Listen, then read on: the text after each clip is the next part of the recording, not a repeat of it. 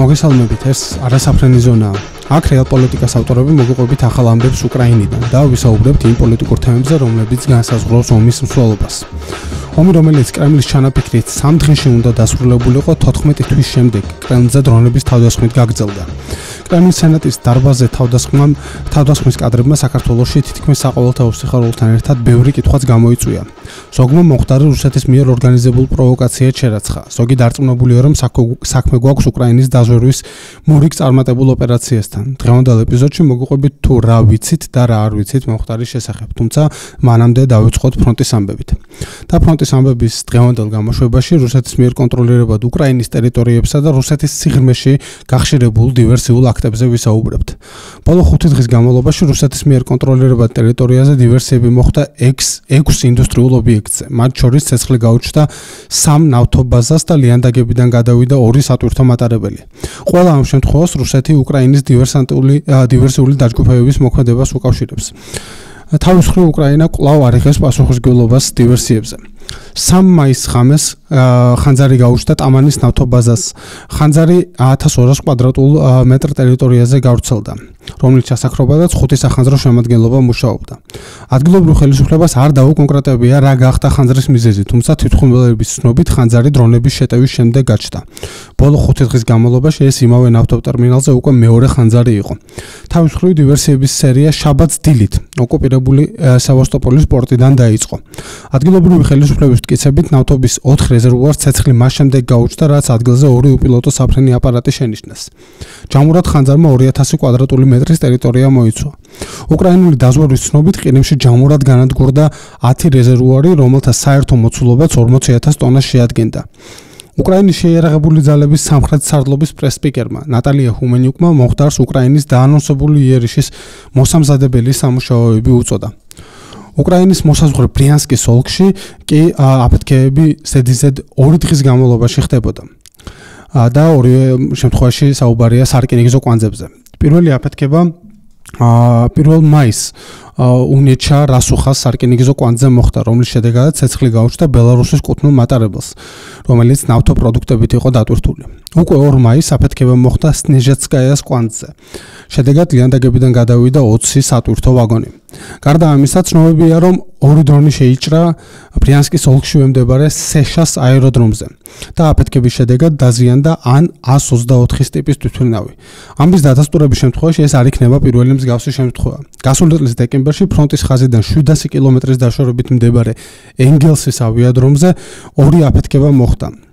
ეს ენგელსის აეროდრომი არის რუსეთის სტრატეგიული შორეული ავიაციის ბაზირების წერტილი და ამ აფეთქებების შედეგად სხვადასხვა ცნობებით დაზიანდა 3 სტრატეგიული თვითმფრინავი. სულ ბოლო დივერსია კრასნოდარის მხარეში მდებარე ილიისკის ნავთობტერმინალზე მოხდა დღეს დილით. ადგილზე 3 აფეთქების ხმა გაისმა და როგორც წინა შემთხვევებში, აქაც შემთხვევამდე ცოტა ხნით ადრე დრონები შენიშნეს. ჯამურად ხანძარი გაუჩნდა 4000 კვადრატულ მეტრზე მეტი ტერიტორიას. გარდა ამისა, ცნობილია, რომ ასაფეთქებელი მოწყობილობები აღმოაჩინეს ლენინგრადის ობლასტში ელექტროგადამცემ ხაზებზეც. ეს ყველა შემთხვევა გამოირჩევა თავისი ბუნებით, განსხვავებულია მეთოდებითაც. ამ შემთხვევებს აერთიანებს ისიც, რომ მათი უმეტესობა უკრაინასთან მოსაზღვრე რუსეთის მიერ კონტროლირებად უკრაინულ ტერიტორიებზე ხდება. რაც თავარია, ეს ყველაფერი უკრაინის დაანონსებული კონტრიერიშის ფონზე მიმდინარეობს. ამგვარი დივერსიების მიზანი რუსების ლოჯისტიკისა და მომარაგების მორღვევა შეიძლება იყოს. გარდა ამისა, შესაძლოა ამგვარმა დივერსიამ აიძულოს რუსეთის სპეცსამსახურების სამხედრო და პოლიტიკური ხელმძღვანელობა თავიანთი ყურადღება სხვადასხვა ტიპის საფრთხეებსა და სხვადასხვა ტერიტორიაზე მიმართონ. გეოგრაფიულად ასეთმა გაშლილმა დივერსიებმა შესაძლოა გადატვირთოს რუსეთის უსაფრთხოების სისტემა და შეუძლებელი გახადოს საფრთხეებზე ოპერატიული რეაგირება.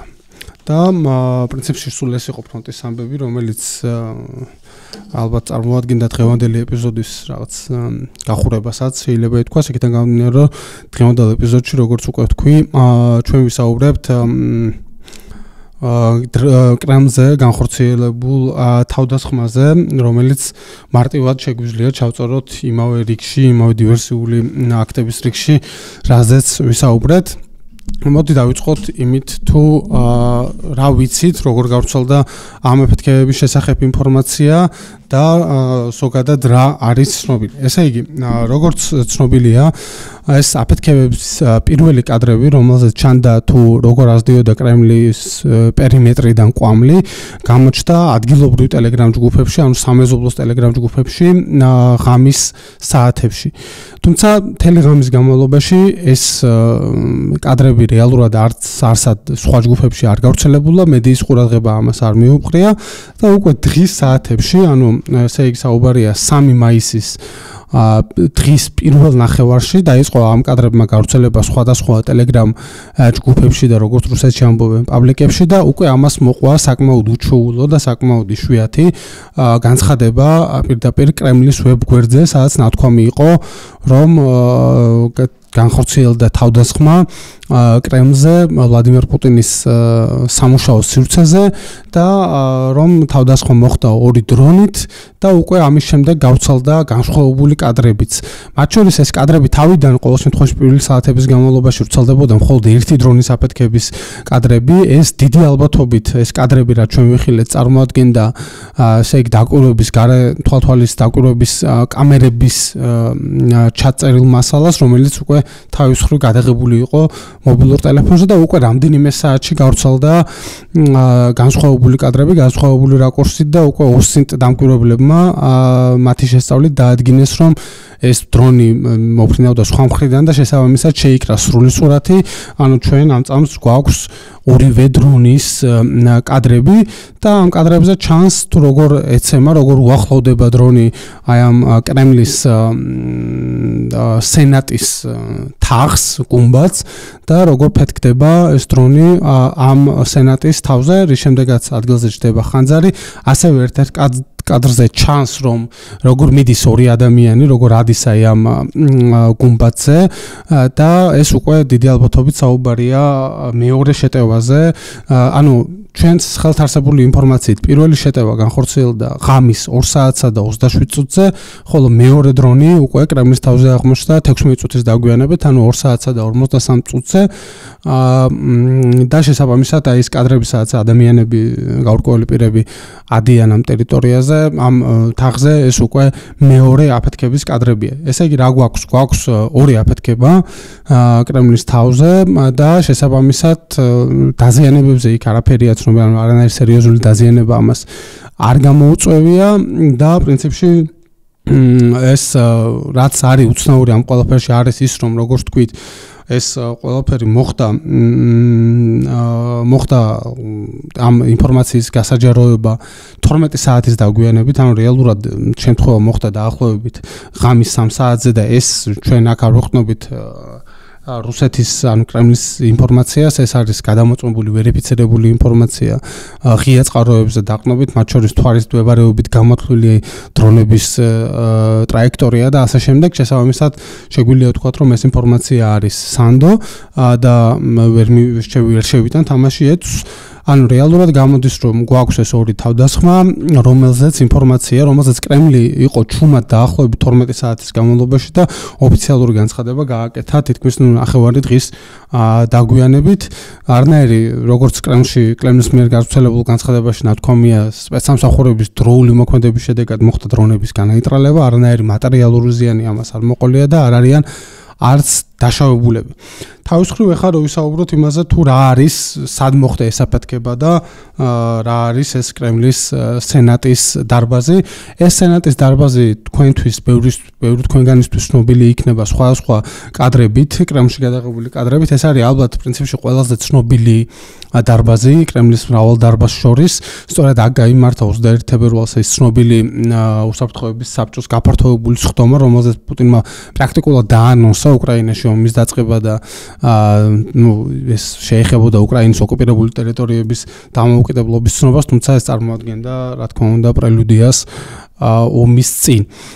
და ასევე თქვენ შეიძლება ნახეთ კადრები, მათ შორის სი ძინპინის ვიზიტისას, სწორედ ამ დარბაზში უმასპინძლა ვლადიმერ პუტინმა ჩინეთის სახალხო რესპუბლიკის ლიდერს სულ ცოტა ხნის წინ და გარდა იმისა, რომ ეს თქვათ ესეთი მნიშვნელოვანი დარბაზია, აქ მდებარეობს უშუალოდ ვლადიმერ პუტინის, ანუ რუსეთის პრეზიდენტის ადმინისტრაციის სამუშაო კაბინეტები, მათ შორის ადმინისტრაციის უფროსის, მისი მოადგილეების და სტაფერების შესაბამისად, აქვე მდებარეობს ვლადიმერ პუტინის კრემლის ბინაც, რომელიც არსებობს, თუმცა როგორც ცნობილია, ამ კრემლის ბინაში პრაქტიკულად ვლადიმერ პუტინი ძალიან იშვიათად რჩება და ის ძირითადად მუშაობს ეგრეთ წოდებული ნოვოაგარეოს, ანუ ესე ბლიჟნი დაჩას ეძახიან ამას, ბლიჟნია დაჩა, მუშაობს სწორედ აი ამ ნოვოაგარეოს რეზიდენციაში, თუმცა მათ შორის აი კოვიდის პერიოდში, პანდემიის წლებში ცნობილი იყო, რომ ის უმეტეს დროს ატარებდა სოჩიში არსებულ რეზიდენციაში. გარდა ამისა, ვლადიმერ პუტინი ასევე დიდ დროს ატარებს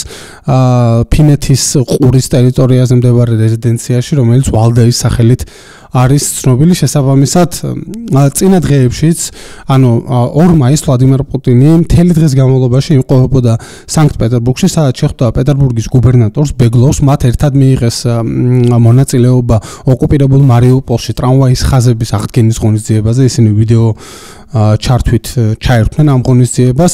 ამის შემდეგ ვლადიმერ პუტინი შეხვდა მარიინკის საოპერო თეატრის დირექტორს ვალერი გერგიევს და უკვე იმავე დილით პრინციპში ცნობილი იყო კრემლის პულის ჟურნალისტებიდან, რომ ის დაბრუნდებოდა საღამოს მოსკოვში, თუმცა არა კრემლში, არამედ სწორედ ნოვოაგარეოს რეზიდენციაში, საიდანაც გააგრძელებდა მუშაობას. თავისუფლ კრემლმა ამ განცხადებაში, რომელიც გავრცელდა, მათ ეს მომხდარი მონათლეს როგორც თავდასხმა, როგორც ტერაქტი ვლადიმერ პუტინის სიცოცხლის მოსპობის მიზნით, თუმცა ეს იმთავითვე აზრს მოკლებული იქიდან გამომდინარე, რას ვთქვით, ანუ საჯაროდ ცნობილი იყო, რომ ვლადიმერ პუტინი იმ დღეს არ იქნებოდა კრემლში, ის არ იმყოფებოდა კრემლში, იმავე მისი პრეს-სპიკერის პესკოვის სიტყვებიდან გამომდინარე, შესაბამისად ნებისმიერი ტერაქტზე სპეკულაცია ეს არის ყოველგვარ საფუძველს მოკლებული, ამაზე საუბარიც უაზროა, ასე რომ ვთქვათ. შესაბამისად, ცნობილი იყო, რომ პუტინი არ იქნებოდა კრემლში ამ დღეებში, ამ ღამით ეს დიდი ალბათობით იცოდნენ უკრაინელებმაც და მოხდა აი ეს თავდასხმა, რომელიც ძირითადად იყო რო ვთქვათ, ესე რაღაც სიმბოლურ ხასიათს ატარებდა, თუმცა უკვე როგორც შესავალში ვთქვი, მალევე წარმოშვა ამან რაღაც გარკვეული სპეკულაციები, რომ ეს იყო რუსეთის მიერ ეგრეთ წოდებული უცხო დროშის ქვეშ, ანუ ეს რაღაცა ნაჩუჟოვი ფლაგ, ხო, როგორც რუსეთის სპეცსამსახურების ტერმინოლოგიაში არის ცნობილი, არსებობს გადაბირების ტექნოლოგია უცხო დროშის ქვეშ, ასევე არსებობს ეს რაღაცა უცხო დროშის ქვეშ მოწყობილი პროვოკაციები, რომელიც მიზნად ისახავს მოწინააღმდეგის დისკრედიტაციას და ბევრი თეორია წარმოიშვა, მათ შორის დღეს გაავრცელა თავისი ომის კვლევის ინსტიტუტმა თავისი დასკვნა, რომელშიც ისინი მათი მკვლევარები პრაქტიკულად ცალსახად ამბობენ, რომ ეს არის რუსეთის მიერ ორგანიზებული პროვოკაცია.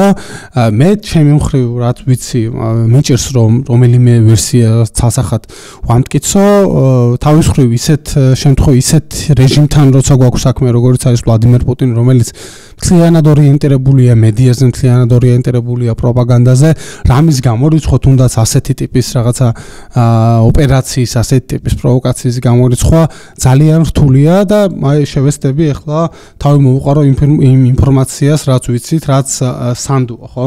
ანუ თავის მხრივ ჩვენ ვიცით, რომ კრემლში და მათ შორის რუსეთის ზოგადად მოსკოვის დედაქალაქში ბოლო თვეების განმავლობაში გარდა რაღაცა დიდი რკალისა თავდაცვის სისტემების, რომელიც იცავს მოსკოვს, რომელიც იცავს მთლიან მოსკოვის ობლასტს, ესე რომ ვთქვათ, გარდა ამისა, ბოლო თვეების განმავლობაში ჩვენ ვაშუქებდით ამ საკითხს და ისედაც ფართოდ შუქდებოდა, ყველამ ნახა თუ როგორ მონტაჟდებოდა სხვადასხვა საჰაერო თავდაცვის სისტემები მოსკოვის ცენტრში მდებარე სხვადასხვა მნიშვნელოვან შენობაზე, მათ შორის თავდაცვის სამინისტროს შენობაზე, მათ შორის ასევე კრემლის მახლობლად. გარდა ამისა, ბოლო წლების განმავლობაში კრემლის ირგვლივ მუშაობს რადიოელექტრონული ბრძოლის მოწყობილობები, რომლებიც ახშობს GPS სიგნალს. შესაბამისად, თუ ვინმეს აქვს ამის გამოცდილება, რომ გაუვლია კრემლის სანაპიროზე, ხო თქვა, მოსკვა-რეკას სანაპიროზე, ისინი მარტივად აღმოაჩენენ, რომ მათი რადიოლოკაციის სისტემა, ანუ GPS-ი პრაქტიკულად ირევა, ის არაჩვენებს ზუსტ ლოკაციას. გარდა ამისა, ცნობილია, რომ ეს პანცირ S-ის ტიპის სისტემები დამონტაჟდა არა მხოლოდ მოსკოვის ცენტრში, არამედ ეს სისტემები გამოჩნდა ვლადიმერ პუტინის რეზიდენციებში, როგორც ნოვოაგარეოში, ასევე ვალდაიში.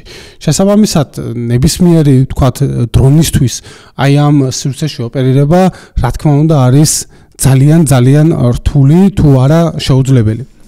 მაგრამ მიუხედავად ამისა, ამ ტიპის დრონები ხო, რომელიც ჩანს კადრებში, ეს არის დრონები, რომლებიც მაინც უფრო მეტად ახერხებენ, მათ აქვთ ეგრეთ წოდებული ავტოპილოტის სისტემა.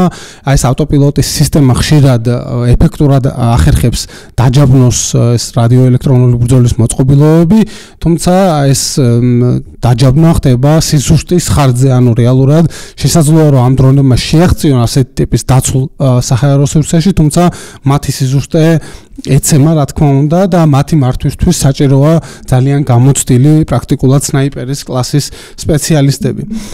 ეხლა რაც შეეხება იმას, ვთქვათ, აქვს თუ არა უკრაინას ესეთი ტიპის დრონები. რაც ჩვენთვის ოფიციალურად ცნობილია, დასავლურ კოალიციას უკრაინისთვის არ გადაუცია, ისინი ვარს ეუბნებიან უკვე მრავალი თვის განმავლობაში, მათ შორის ეს MQ-9 ტიპის დრონებზე, Reaper-ის ტიპის დრონებზე, რომლებიც გამოირჩევა თავისი სიშორით, თავისი სიზუსტით. ამ დრონების გადაცემაზე უკრაინას უკვე მრავალი თვეა ვარს ეუბნებიან და უკრაინა იძულებულია დაეყნოს შიდა ინოვაციებს და თქვათ რაღაცა თავიანთ გამოგონებებს და ვიცით რომ მათ აქვთ ესეთი დრონი, საუბარია UJ-222 ტიპის დრონზე, რომელიც აწყობილია უკრაინული კომპანია Ukrgadget-ის საწარმოში და უკვე თებერვალში პირველად გამოჩნდა უკრაინული წარმოების დრონი მოსკოვის ოლქში. ეს პირველი შემთხვევა მოხდა ნოგინოს პარკში და ასევე მოსკოვის ერთ-ერთ გარეუბანში. მათ რუსეთ სამართალდამცავებმა აღმოაჩინეს ეს უკრაინული წარმოების სწორედ UJ-222 ტიპის დრონები. შესაბამისად იმის გამორიცხვა რომ ამ ტიპის დრონს, რომელსაც წარმოებლის თქმით აქვს 800 კილომეტრის რადიუსი, მოქმედების რადიუსი, რა თქმა უნდა შესაძლებელია რომ მათ შორის უკრაინის მიერ კონტროლირებადი ტერიტორიიდან იქნა გაშვებული, თუმცა გავრცელებულ კადრებზე მე რაც ვნახე სპეციალისტების კომენტარით, ეს არ გავს აი ამ UJ-222 ტიპის დრონს და უფრო მეტად გავს ეგრეთ წოდებულ კვადროკოპტერს, ანუ კომერციულ დრონს, რომელიც გადაკეთებულია, თქვათ, რაღაცა სამხედრო მიზნით, როგორც დამრტყმელი დრონი და ატარებს რაღაც ტიპის ასაფეთქებელ მოწყობილობას. გარდა ამისა, უკრაინის ტერიტორიიდან ამ ტიპის დრონის ფრენად 800 კილომეტრის დაფარვა ნახსენები აი ამ რადიოელექტრონული ბრძოლის მოწყობილობების პირობებში პრაქტიკულად შეუძლებას ხდის ისეთ სიზუსტეს, რაც ჩვენ ვიხილეთ, ხო, ანუ პრაქტიკულად რაღაცა გამიზნულ ადგილას, პრაქტიკულად სანტიმეტრების სიზუსტით ხდება ეს აფეთქება, შესაბამისად გარდა ამისა, მას ამ დრონს თუ კი ის მართლაც უკრაინიდან იქნა გაშვებული, მოუწევდა აი ამ ეშელონირებული თავდაცვის სისტემის გადალახვა და მოსაოდნელია, რომ მას უბრალოდ რაღაც ეტაპზე აღმოაჩენდნენ, აი ამ 800 კილომეტრიანი მოგზაურობის, 700 კილომეტრიანი მოგზაურობის, 500 კილომეტრიანი მოგზაურობის ეტაპზე და რაღაც ეტაპზე ეს საჰაერო თავდაცვის სისტემები ამ დრონებს ჩამოაგდებდა.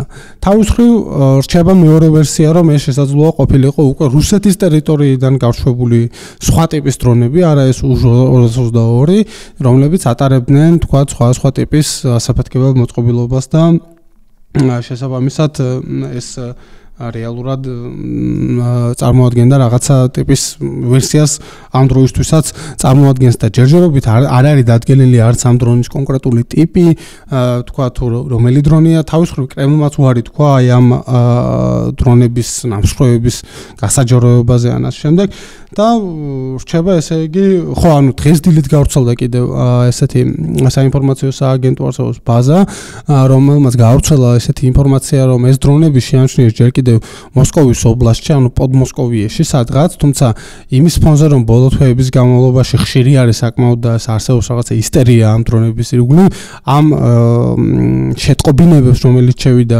სპეცსამსახურებში თუ რაღაც სამართალდამცავ ორგანოებში, არ მიიქცა საკმარისი ყურადღება, ჩაითვალა ტყუილ პანიკად და უკვე მას შემდეგ გაამახვილეს ყურადღება, რაც ეს დრონები შევიდნენ მოსკოვის, ანუ უშუალოდ ქალაქის აგლომერაციაში და რაც გასაგები გახდა მათი ტრაექტორია, რომ ისინი მიემართებოდნენ ქალაქის ცენტრისკენ.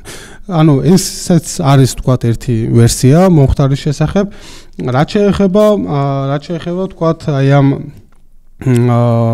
გავრცელებულ ვერსიებს იმის შესახებ, რომ ეს არის რუსეთის მიერ ორგანიზებული რაღაც პროვოკაცია. ამ შემთხვევაში არგუმენტი, რომელსაც ხშირად ვისმენთ, ეს არის ის, რომ რუსეთს თქვა რაღაცნაირად მიეცეს შესაძლებლობა იმისა, რომ აჩვენოს მოსახლეობას, რომ საფრთხე რეალურია, რომ უკრაინელები, აი გათავხედებული უკრაინელები ბრჭყალებში უკვე უტევენ ყველაზე წმინდას კრემლს, რომ უტევენ ყველაზე წმინდას ან ვლადიმერ პუტინს მის ხეულს, როგორც მთავარ სიწმინდეს დღევანდელი რუსეთისას. შესაბამისად, ამან მათი აზრით უნდა გამოიწვიოს რაღაცნაირად ლიდერის ირგვლივ გაერთიანების ეფექტი და აი ეს რუსეთის საკმაოდ ინერტული საზოგადოება, რომელიც ინერტულად უჭერს მხარს ომს, თუმცა აქტიური მხარდაჭერის მაჩვენებელი და მოცვა ეს ძალიან მცირე არის რუსეთის საზოგადოებაში ყველა კვლევით, როგორც წესი უმეტესობა რაღაცნაირი პასიური მხარდაჭერის როლში არის და ამ ჩანაფიქრით, ანუ ამ არგუმენტით, რომელიც ამ მხარის არგუმენტით, რომელიც ემხრობა, რომ ეს იყო ინსცენირება, ისინი ცდილობენ და თქვა, რომ რუსეთი ამით ცდილობდა, თქვა, აი ამ ეფექტის მიღებას, დროშის ირგვლივ გაერთიანების, საზოგადოების გამოხუზების და მობილიზების და ასე შემდეგ. თუმცა აქ ჩემი აზრით, ჩემი სუბიექტური აზრით ერთი მნიშვნელოვანი არათანმიმდევრულობა რაც არის ის, რომ აი მე გუშინ უყურებდი რუსულ პროპაგანდას თუ როგორ გააშუქებდა, მაინტერესებდა როგორ გააშუქებდა მომხდარს რუსული პროპაგანდა, ვნახე პრაქტიკულად ყველა ახალი ამბის გამოშვება, ყველა ფედერალური არხის და რაც თვალში მომხდა არის ის, რომ პრაქტიკულად არც ერთმა ფედერალურმა არხმა არ გამოიყენა აი ეს თავდასხმის კადრები და ისინი აჩვენებდნენ ძველ კადრებს კრემლის რაღაცა 9 მაისის სამხედრო აღლუმებიდან და ასე შემდეგ. ანუ თუ კი თქვათ გავყვებით ამ ლოგიკას, რომ კრემლი ამ აფეთქების ინსცენირებით ცდილობდა ამ ეფექტის მიღებას, საზოგადოების დაზაფრვას და მათ შეშინებას, რომ ისინი უფრო გამოფხიზლებულიყვნენ და აქტიურად ჩართულიყვნენ ომის მხარდაჭერის საქმეში, მოსაოდნელია, რომ ამ შემთხვევაში პროპაგანდა გამოიყენებდა კიდეც ამ კადრებს ამ მიზნით, რომ მოსახლეობა კიდევ უფრო მეტად დაეზაფრა. თუმცა ჯერჯერობით ჩვენ მსგავსი რამ არ გვინახავს, მე მგონია, რომ ეს მნიშვნელოვანი ფაქტორია იმის საწინააღმდეგოდ, რომ საქმე გვაქვს რაღაცა რუსეთის მიერ ორგანიზებულ თავდასხმასთან, პროვოკაციასთან, უпростоრად. გარდა ამისა, კიდე ერთი საინტერესო кейსი, რომელიც ბევრს გაახსენდა, ეს არის 1987 წელს მომხდარი მათიას რუსტის, ანუ ეს დასავლეთ გერმანელი, მაშინდელი დასავლეთ გერმანელი, ანუ მაშინ არსებობდა ეგეთი ორი გერმანია, დასავლეთ გერმანია, დასავლეთ გერმანიის მოქალაქე, რომელმაც პრაქტიკულად ეგრეთ წოდებული კუკურუზნიკით, ანუ რაღაც დაბალი სიმაღლის თვითმფრინავით გადალახა ეს მოსკოვის ცნობილი საჰაერო თავდაცვის სისტემები და დაჯდა პირდაპირ წითელ მოედანზე. ის რამდენიმე თვე მან პატიმრობაში გაატარა, მას არანაირი ასაფეთქებელი მოწყობილობა არ ჰქონდა, თუმცა თავის მხრივ აი ეს ფაქტი, რომ ახალგაზრდა პილოტმა, მოყვარულმა პილოტმა შეძლო აი ამ სისტემების დაძლევა, თავის მხრივ წარმოადგენდა სერიოზულ შეურაცხყოფას, სერიოზულ სისუსტეს საბჭოთა კავშირის იმდროინდელი ხელმძღვანელობისთვის და მას მოუწია რამდენიმე თვის გატარება საპატიმროში, შემდეგ ის გაათავისუფლეს და ამას მოყვა შიდა განხეთქილებაც ხო კრემლში. მაშინ შეიცვალა საბჭოთა კავშირის საჰაერო თავდაცვის ძალების მეთაური იმისთვის, რომ ეს ჩაითვალა არაეფექტურ მოქმედება და ფაქტია, რომ ეს არაეფექტური მოქმედება იყო, თვითმფრინავის დასმა ნებისმიერ შემთხვევაში რაზომისაც არ უნდა იყოს ის წითელ მოედანზე პრაქტიკულად წარმოუდგენელი იყო მაშინ და წარმოუდგენელად რჩება დღესაც. შესაბამისად რუსები აღმოჩნდნენ რაღაცნაირ სიტუაციაში, თავის მხრივ ეს განცხადებაშიც ხო, ანუ მეორე საკითხი არის, თუ შესაძლოა ეს კრემლის პირადად ჩემი აზრი არის, რომ ეს მაინც საქმე გვაქვს რაღაცნაირად უკრაინულ მოქმედებასთან, თუ ეს არ იყო რაღაცა კირილო ბუდანოვის უწყების მოქმედება, მე ვფიქრობ, რომ მაინც უფრო მეტად ვიხრები ამ ვერსიისკენ, რომ ეს იყო ნებისმიერ შემთხვევაში რაღაცნაირად უკრაინასთან დაკავშირებული ჯგუფების ან რაღაც შიდა რუსული წინააღმდეგობის ჯგუფების და ჩვენ ვისაუბრეთ დივერსიებზე და ყველა მათგანი არ ხდება თქვათ რაღაცა უკრაინული აგენტების გამოყენებით, ხშირად ადგილზე მოქმედებენ უკრაინელების მიერ გადაბირებული რუსეთის მოქალაქეები და იგივე შეგვიძლია გავხსენოთ ცნობილი ბლოგერის ვლადლენ ტატარსკის მკვლელობა, რომელიც ზუსტად ამ სქემით განხორციელდა.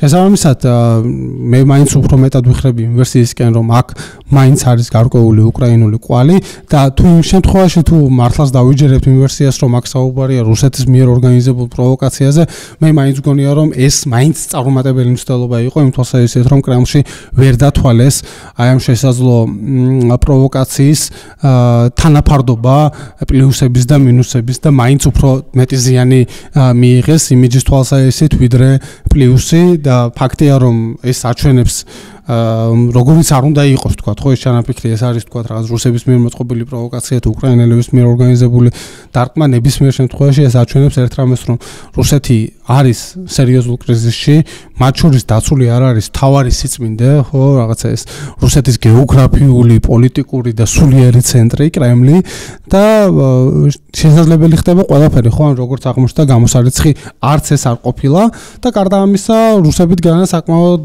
რუსეთის პოლიტიკური ხელმძღვანელობა დგას საკმაოდ არასახარბიელო არჩევანის წინაშე, ხო, ანუ ბევრი არის საუბარი იმაზე თუ როგორ შეიძლება ეს გამოიყენოს რუსეთმა, როგორ შეიძლება ამას შეცვალოს რუსეთის სამხედრო სტრატეგია და ასე შემდეგ. აქაც საინტერესო ჩემი აზრით ის არის, რომ რუსეთს არ აქვს დიდი არჩევანი უკვე მრავალი თვეა რუსი პროპაგანდისტების სიმონიანი, სოლოვიოვია ეს საზოგადოება თუ შეიძლება მათ ესე უწოდოთ, ისინი ითხოვენ დარტყმებს უკრაინაში გადაწყვეტილების მიღების ცენტრებზე.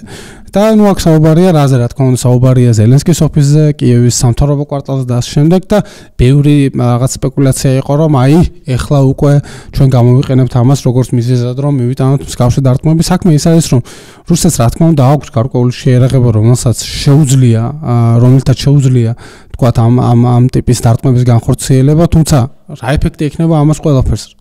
იქნება თუ არა ეს ყველაფერი წარმატებული? ხო, იგივე ბანკოვას რეზიდენცია, რომელზეც არის საუბარი, სადაც არის ზელენსკის ოფისი, ეს არის ოფისი, რომელიც აშენებულია მეორე მსოფლიო ომის შემდგომ წლებში და აშენებულია იმ გათვლით, რომ უნდა გადარჩენილიყო ამ შენობაში მყოფი საბჭოთა უკრაინის ლიდერშიპი. შესაბამისად, ამ შენობების თქვათ რაღაცა განადგურება ან რაღაცა ზელენსკის ფიზიკური განადგურება არ არის მარტივი ამოცანა და ჩვენ ვიცით რომ რუსები უკვე ჩავარდნენ არაერთხელ ამ მცდელობისას. შესაბამისად, იმის გათვლა თუ რა ეფექტი იქნება ამ ჩავარდნილ მცდელობას, ამის გათვლა საკმაოდ რთულია და ასევე უნდა ვივარაუდოთ ისიც რომ ეს სამთავრობო კვარტალი, კიევის სამთავრობო კვარტალი ბევრ სხვა ადგილზე მეტად დაცული არის, ხო, მათ შორის დასავლეთის მიერ გადაცემული საჰაერო თავდაცვის სისტემები, შესაბამისად არც ეს არ არის მარტივი ამოცანა.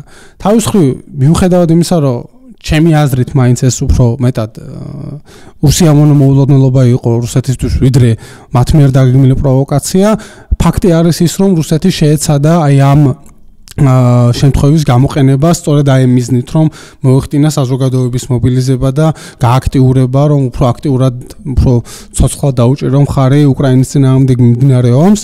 ამის დასკვნა მარტივად შეიძლება იმ თვალსაზრისით, რომ ნახეთ განცხადება და ამ განცხადებებში პრაქტიკულად თავმოყრილი იყო ყველა ის სიწმინდე, რომელსაც მათი აზრით უნდა ემოქმედა რუსეთის საზოგადოების აი ნერვულ ცენტრებზე. აქ ნახსენები იყო 9 მაისის სამხედრო აღლუმი, როგორც თავარი სიწმინდე დღევანდელ რუსეთში. აქ ნახსენები იყო, რომ ეს იყო თავდასხმა ვლადიმერ პუტინზე, როგორც უკვე ვთქვით, როგორც კიდევ ერთ მნიშვნელოვან თუ არა ყველაზე მთავარ სიწმინდეზე დღევანდელი რუსეთის და სწორედ აი ამ ეფექტის მისაღებად იქნა ეს ყველაფერი გამოყენებული. შესაძლოა ის 12 საათიც, რომლის განმავლობაში ზდუმდა კრემლი ამ შეტევის შესახებ, იყო სწორედ აი ამ სტრატეგიის დაალაგებისთვის გამოყენებული. ისინი მათ ეს დრო გამოიყენეს სწორედ აი ამ მომხდარი შემთხვევის დავარცხნისთვის და ტრაექტორიის მისაცემად, ხო, რომ მათ გამოეყენებინათ თავიანთი საინფორმაციო მიზნით. თავის მხრივ, ხო, ანუ პრინციპში მეტი ესე რომ ვთქვათ, რაღაცა მნიშვნელოვანი სათქმელი ჯერჯერობით არაფერი არ გვაქვს, ანუ გარკვევით რამის თქმა, რომ ეს იყო ან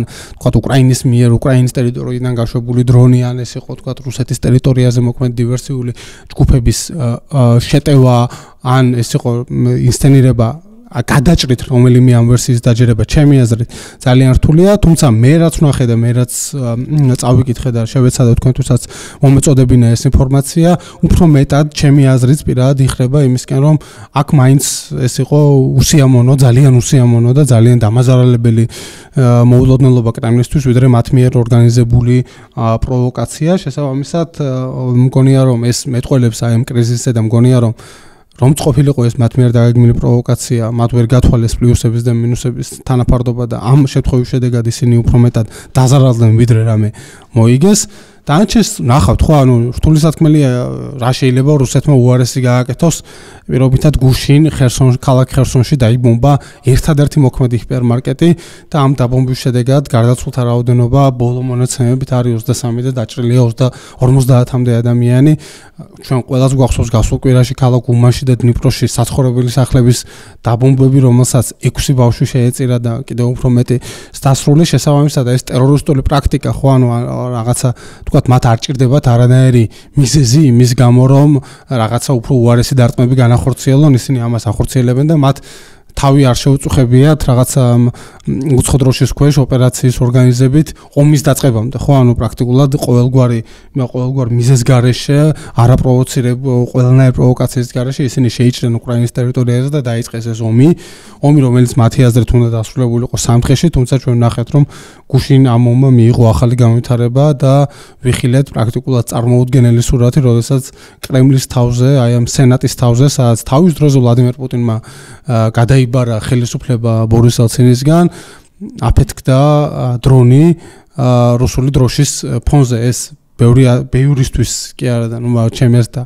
ზოგადად წარმოუდგენელი იყო, როგორც წარმოუდგენელი იყო უკრაინის ესეთი წინააღმდეგობა, რომ 14 თვის შემდეგ ჩვენ საუბრობთ იმაზე, შეძლებს თუ არა უკრაინა ერთი დარტყმით, ერთი კონტრიერიშით გაწყვიტოს რუსეთის ლოჯისტიკური ხაზი ოკუპირებულ ტერიტორიებზე და აიძულოს რუსეთი გაიყვანოს ჯარები და შექმნას რაღაცა არამდგრადი მდგომარეობა მათთვის. შესაბამისად, ცხოვრება მოულოდნელობებით არის ახსოვსო, როგორც ხედავთ, აქედან გამომდინარე ყურადღებით უნდა დავაკვირდეთ ყველა მოვლენას, პრინციპში სულ ეს იყო ისე თქმაც მინდოდა. ეს რეალ პოლიტიკა, მე აკაზარ ვარ, ნახვამდის.